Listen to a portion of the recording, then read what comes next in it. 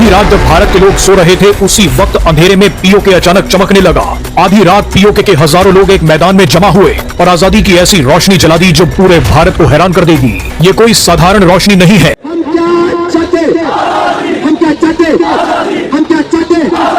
हक हमारा, है हक हमारा, हम चेंज करेंगे, हम चेंज करेंगे, है हक हमारा, है हक हमारा, हम चेंज करेंगे, हम चेंज करेंगे।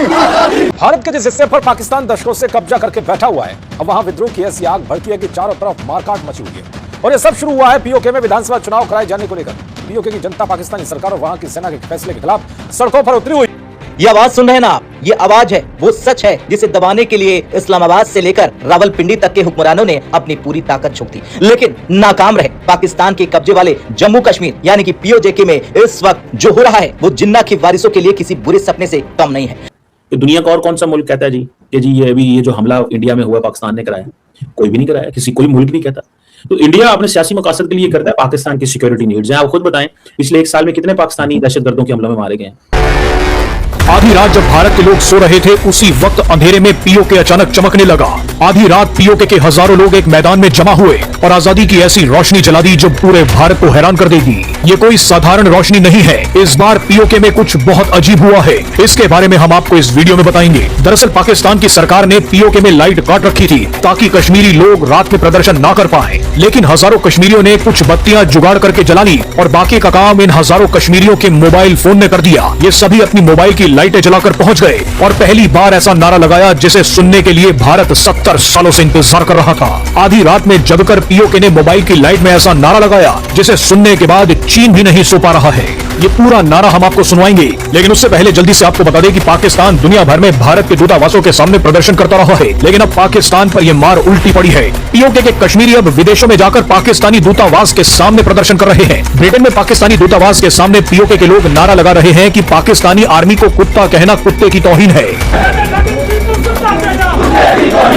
मजे की बात देखिए कि पाकिस्तान के टुकड़ों पर पलने वाले भारत के कई वामपंथी जो भारत में खड़े होकर कश्मीर की आजादी के नारे लगाते थे, अब वैसे ही नारे पीओके के लोग पाकिस्तान के खिलाफ लगा रहे हैं। लेकिन पीओके के नारे में एक जबरदस्त ट्विस्ट आ गया है। पीओके के कश्मीरियों ने कहा है कि वो पाकिस्तान से आजादी लेंगे, लेकिन इस बार आजादी चीन से भी छीनी जाएगी। पीओके के लोगों ने कहा है कि हम चीन से लेंगे आजादी।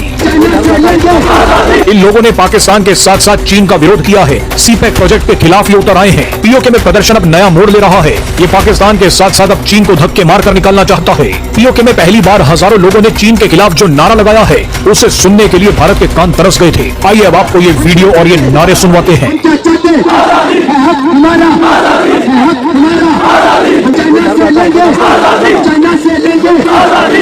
ये आवाज सुन रहे हैं ना आप? ये आवाज है, वो सच है जिसे दबाने के लिए इस्लामाबाद से लेकर रावलपिंडी तक के हुक्मरानों ने अपनी पूरी ताकत झोंक दी, लेकिन नाकाम रहे। पाकिस्तान के कब्जे वाले जम्मू कश्मीर यानी कि पीओके में इस वक्त जो हो रहा है वो जिन्ना की वारिसों के लिए किसी बुरे सपने से कम नहीं है। 80,000 लोग, जी हाँ पूरे 80,000 लोगों का सैलाब जब रावलकोट की सड़कों पर उतरा तो जनरल आसिम मुनीर की सेना के हाथ पांव फूल गए। नारे लगे, पाकिस्तान से लेंगे आजादी, चीन से लेंगे आजादी।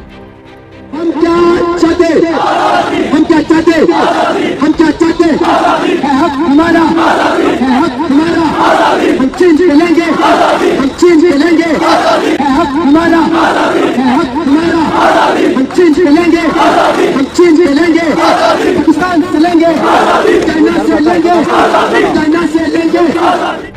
ये कोई मामूली विरोध नहीं है, ये उस गुस्से का विस्फोट है जो पिछले 7 दशकों से दबाया जा रहा था। पिछले 4 दिनों से पीओके के चप्पे चप्पे से लोग चलकर रावलकोट पहुंचे। रावलकोट का ईदगाह ग्राउंड इस वक्त गवाह बन गया है पाकिस्तान के पतन का। दावा किया जा रहा है कि पाकिस्तानी रेंजर्स और फौज ने निहत्थे लोगों पर गोलियां बरसाई। कई प्रदर्शनकारियों की जान जाने की खबर भी आई, लेकिन जुर्म के इंतहा देखे लाशें गिरती रहीं, पर लोग पीछे नहीं हटे। आधी रात को जब पूरी दुनिया सो रही थी, तब रावलकोट में आजादी की गूंज पाकिस्तान के हुक्मरानों की नींद उड़ा रही थी। अब समझिए कि आखिर पाकिस्तान की धज्जियां कैसे उड़ रही है। देखिए, प्रदर्शन का नेतृत्व कर रही है आवामी एक्शन कमेटी, जिसने ऐसी मांगे रख दी है जिसने पाकिस्तान के संविधान के परखच्चे उड़ा दिए। देखिए, अभी तक पीओके के मंत्री और पीएम पाकिस्तान के साथ विलय की शपथ लेते थे। कमेटी ने कहा, बंद करो ये नौटंकी, अब शपथ होगी जम्मू कश्मीर के भौगोलिक एकता और राज्य के प्रति वफादारी की। यानी सीधा मैसेज कि हम तुम्हारे नहीं है। पीओके में 12 सीटें ऐसी हैं जिन्हें कथित शरणार्थी सीटें कहा जाता है। आरोप है कि ये सीटें आईएसआई और पाकिस्तानी सरकार का वोट बैंक है, जिससे वो अपनी पसंद की कठपुतली सरकार चुनते हैं। प्रदर्शनकारियों ने कहा कि इन सीटों को अभी खत्म करो। एक तरफ पाकिस्तान दाने दाने को मुहताज है और दूसरी तरफ पीओजेके के नेताओं को विशेष सुविधाएं मिल रही हैं। जनता ने साफ कह दिया कि ये ठाट बाट अब नहीं चलने वाला है।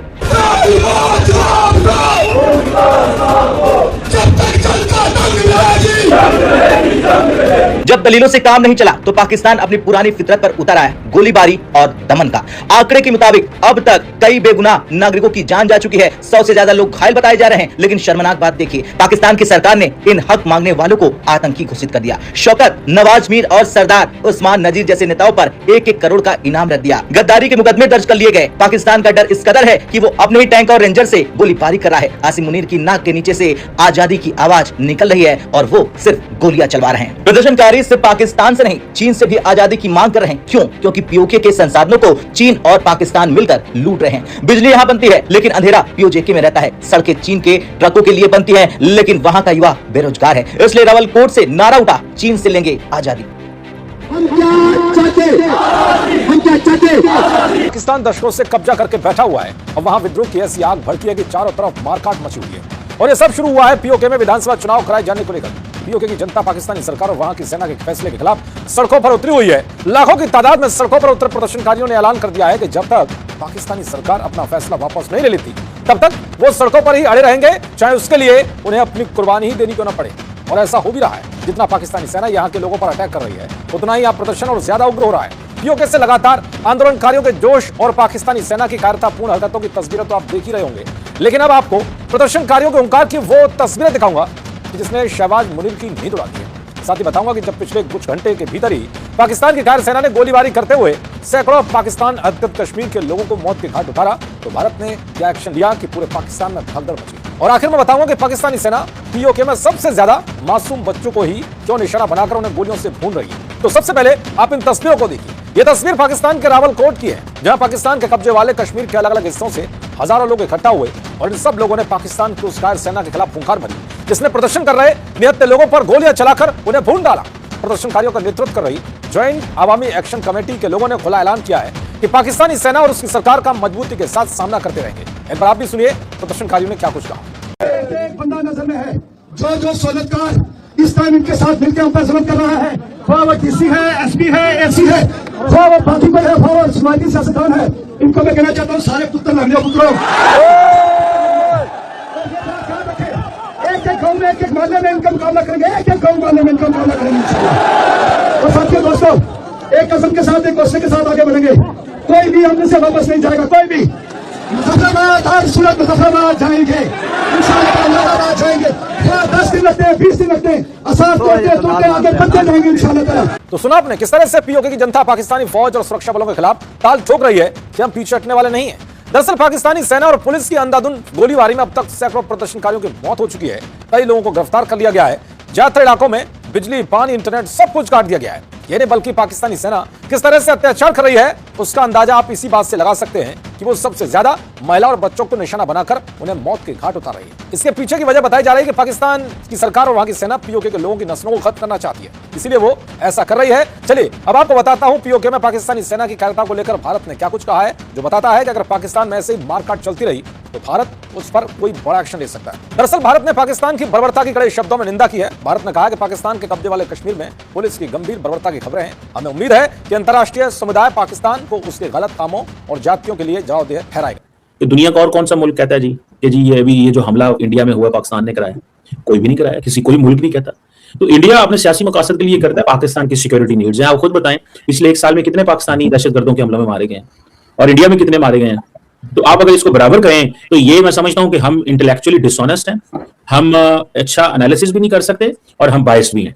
अगर आपके मुल्क में पिछले 5 सालों में 5000 बंदे शहीद हों और इंडिया में पिछले 5 सालों के अंदर अगर वहां पे दहशतगर्दी के वाकयात में 50 या 60 बंदे शहीद हुए हैं या उनकी जो भी अटैक हुए हैं, तो दैट मीन्स कि आप उसको इस चीज से लिंक कर दें। मैं नहीं समझता ये करना चाहिए, ये जस्टिस नहीं है, ये हमारी अपनी एक सोच है, जो मर्जी आप होता है। लेकिन सर हमने जो नाम रखे हुए फितना उल हिंदुस्तान करके, फितना उल ख्वारिज तो खैर है, लेकिन फितना उल हिंदुस्तान जो हम हर चीज में कहते हैं कि भारत का अफगानिस्तान की तरफ से भी जो टीटीपी अटैक कर रही है उसमें भी कई बार कहा जाता है कि हिंदुस्तान का आते, तो सर हम कोई सबूत तो दे नहीं पा रहे। और अगर ऐसा ही है तो फिर यूएन में क्यों नहीं जाते हम? वहां पर जाकर जैसे हम एफएटीएफ में कई बार गए, हम भारत को भी एफएटीएफ में ले जाएं। और सर यूएन की लिस्ट में कितने ऐसे टेररिस्ट हैं जिनका ताल्लुक जो है वो भारत से हो, जबकि हमारे तो बेशुमार वहां मौजूद है, सारी दुनिया जानती है। देखिए पाकिस्तान के भी वही नाम आता है जिसमें पॉलिटिकली मोटिवेटेड एक एनवायरनमेंट बनता है। हमें उन चीजों को समझते हैं बड़े अच्छे से। इंडिया जब अमेरिका पाकिस्तान के साथ ताल्लुकात ठीक नहीं थे तो एफएटीएफ की लिस्ट में डाल दिया जी ये टेरर फाइनेंसिंग करते हैं, जबकि एफएटीएफ में तो यूएई भी मौजूद है। अगर यूएई वो मनी लॉन्ड्रिंग में, वो भाई बात मनी एफएटीएफ की ग्रे लिस्ट है ना, मनी लॉन्ड्रिंग से क्या होता है भाई? मनी लॉन्ड्रिंग किस लिए होती है? सर हर मनी लॉन्ड्रिंग टेररिज्म के लिए नहीं होती सर, मनी लॉन्ड्रिंग कई चीजों में होती है। लोग यहाँ पे पाकिस्तान में लोगों पे हमले हुए हैं कराची के अंदर जिनको पिन पॉइंट टारगेट किया गया, क्या वो दुबई से नंबर ऑपरेट नहीं होते?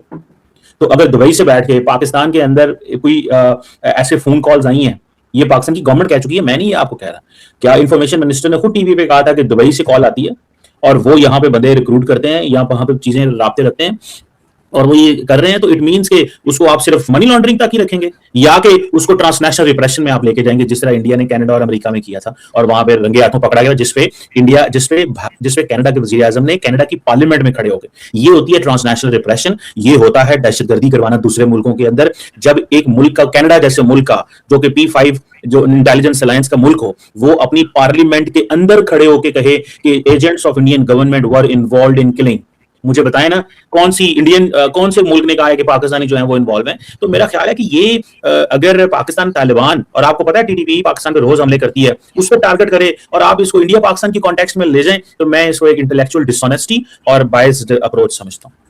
लेकिन सर आप ये भी तो देखिए ना कि जिन लोगों को टारगेट किलिंग में मारा गया, ये जो अननोन गनमैन वाला, उन्होंने कौन से हमारे इंजीनियर, डॉक्टर या कोई साइंटिस्ट मार दिए? वो तो उन्हीं लोगों को टारगेट कर रहे हैं जो कि हमें पकड़ के जेलों में डाल देने चाहिए थे, जो कहीं ना कहीं टेरर में इन्वॉल्व रहे हैं, जिनके नाम आते रहे, चाहे वो मुंबई अटैक हो, उड़ी हो, पुलवामा हो, व्हाटएवर। तो सर ये तमाम चीजों में वो रहे हैं और टेरर ग्रुप के मेंबर्स रहे। तो आपको ऐसा नहीं लगता कि ये काम जब आप सबूत ही नहीं दे पा रहे कि भारत कर रहा है, तो हो सकता है कोई अंदर से, पाकिस्तान के अंदर से ये सब कुछ हो रहा? यूके में जो इस वक्त चल रहा है वो असल में एक बहुत बड़ा प्रेशर कुकर जैसा माहौल है जो अब फट चुका है दोस्तों। लोग सालों से परेशान थे और जब उनका सब्र का बांध टूट गया है तो सीधी बात यह है कि वहां के लोगों को लगता है कि पाकिस्तान उन्हें सिर्फ एक वोट बैंक या अपने स्ट्रेटेजिक मकसद के लिए इस्तेमाल करता है, लेकिन अब उन्हें अपनी जरूरत की बात याद आ गई है, तो वहां की सरकार घुटने पर टेक चुकी है। बिजली की दोस्तों, बिजली की महंगी, आटा दाल के बढ़ते दाम और रोजगार की कमी से लोगों को मजबूर कर दिया है कि वो घर से बाहर निकले जब कोई इंसान अपने घर में भूखा बैठा हो और सरकारी ऑफिसर ऐसे करे हो जैसे बहुत गुस्सा आना लाजमी है किसी को भी। अगर सरकारी ऑफिसर, पुलिस अगर गरीब आदमी को लात मारे, उनको प्रॉब्लम हो, तो ऐसा होता है। वहां जो लॉन्ग मार्च हो रहा है उसमें जो JAC जिसको ज्वाइंट अवामी एक्शन कमेटी बोलते हैं, उसका बहुत बड़ा रोल है। वो बहुत बड़ा इसमें उसका रोल साबित हो रहा है कि कमेटी अलग अलग दोस्तों तंजीमों और आम लोगों को एक साथ ले आई है। जब इतने सारे लोग मिल जाते हैं तो सरकार के लिए दोस्तों उन्हें रुकना मुश्किल और नामुमकिन साबित हो जाता है। अब सरकार वही पुराना तरीका अपना रही है, वही पुराना ताकत का इस्तेमाल, लाठी चार्ज, इंटरनेट बंद करना। लेकिन सच बोलो तो आज के डिजिटल जमाने में इंटरनेट बंद करना आप सिर्फ अपनी बदनामी करते हैं, क्योंकि लोग किसी ना किसी तरह वीडियो रिकॉर्ड करते हैं, बाहर में भेज देते हैं। जी गिरफ्तारियां भी हो रही हैं, वो हजारों के आंकड़े में लोग पुलिस स्टेशन पहुंच जा रहे हैं। ये आपके जो ये दिखाता है कि पाकिस्तान की एडमिनिस्ट्रेशन कितनी घबराई हुई है। उन्हें लग रहा है कि अगर ये आग रावलकोट से निकलकर दूसरे इलाकों में फैल गई तो उनके हाथ से कंट्रोल पूरी तरह निकल जाएगा। और सच में ये आग अब फैल रही है। लंदन और न्यूयॉर्क में जो प्रोटेस्ट हुई है उन्हें इस मुद्दे को ग्लोबल स्पॉटलाइट में ला दिया है। अब इससे तो लोकल इशू नहीं रहा है बल्कि इंटरनेशनल हेडेक बन गया है पाकिस्तान के लिए। सबसे बड़ी दिक्कत यह है कि पाकिस्तान के पास खुद के देश में इतनी प्रॉब्लम्स हैं, महंगाई और पोलिटिकल इंस्टेबिलिटी की, POK के लोगों की दोस्तों मांगे पूरी करने की हालत में ही नहीं है। इसलिए वो सिर्फ फोर्स का दोस्तों सहारा ले रहा है, मगर लोग अब डर नहीं रहे, वो अपनी जमीन और अपने हक के लिए खड़े हैं। अब आगे क्या होगा, दो ही रास्ते हैं, या तो सरकार कोई बीच का रास्ता निकाले और सब्सिडी वगैरह ये सब दे, लोगों को शांत करे, या फिर टकराव इतना बढ़ जाएगा कि स्थिति हाथ से निकल जाएगा। फिलहाल तो माहौल बहुत ही ज्यादा वायलेंट यानी बहुत ही नाजुक है दोस्तों। जो लोग वहाँ है दोस्तों वो कह रहे हैं कि हम पीछे नहीं हटेंगे। तो आप मान कर चलो कि आने वाले कुछ दिन POK और पाकिस्तान दोनों के लिए बहुत ही ज्यादा सेंसिटिव होने वाले हैं। आप खुद ही सोचिए, जब कोई देश अपने ही लोगों के खिलाफ इतनी बड़ी तादाद में सिक्योरिटी फोर्सेज उतार दे और देश कभी भी तो स्टेबल रह सकता है, वही इस वक्त हम देख रहे हैं दोस्तों। वीडियो जय हिंद जय भारत।